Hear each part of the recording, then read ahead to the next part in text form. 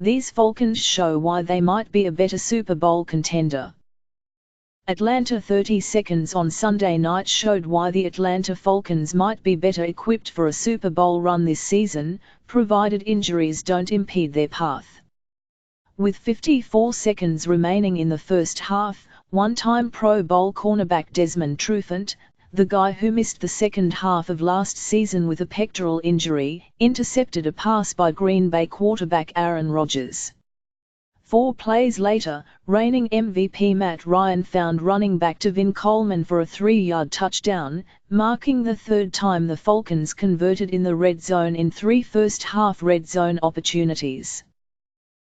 It was a perfect example of the offense and defense working in unison to put points on the scoreboard. And the 34-23 victory was the kind of effort coach Dan Quinn expected from his team after a listless showing in a Week 1 win at Chicago. The Falcons made sure the first regular season game inside the new $1.5 billion Mercedes-Benz Stadium was a memorable one, and not just because the retractable roof was open. Handling a Packers team also expected to be contenders and fresh off a season-opening win over the Seattle Seahawks was a message from the Falcons to the rest of the NFC that the Super Bowl hangover might just be a myth. Speaking of the Super Bowl, Quinn often talked this preseason about learning lessons from the 34-28 overtime loss to the New England Patriots, where the Falcons blew a 28-3 third-quarter lead.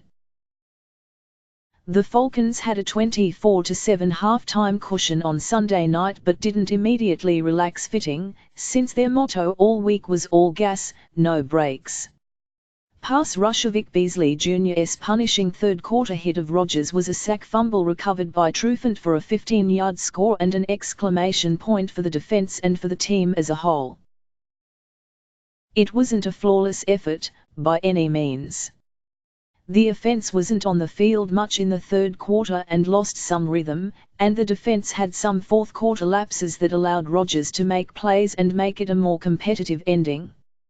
But the bulk of the game showed how the Falcons are that much stronger when the offense doesn't have to shoulder the entire load, with the defense picking up some of the slack. Ryan and the offense certainly set the tone. There was so much talk going into the game about the Packers' nitro defense and how tough it would be on the Falcons. A 9-play, 86-yard initial drive by the Falcons, capped by Devonta Freeman's 1-yard touchdown run, put that talk to rest. So did the 4 catches for 95 yards in the first half by All-Pro wide receiver Julio Jones, the guy Quinn vowed wouldn't be quiet again after a pedestrian-like 66 yards on 4 catches in Week 1. And Jones finished with the 36th 100-plus yard receiving game of his career. It was more than just the Ryan-Jones connection, though. The running game got going, thanks to Freeman's pair of touchdown runs. Mohamed Sanu continued to be a strong target down the middle. And Justin Hardy may have had the most underrated play of the game, a 19-yard catch that set up Freeman's 2-yard touchdown. Defensively, Trufant made good on his promise to get his hands on more footballs this year with his 8th career interception to go with the fumble return.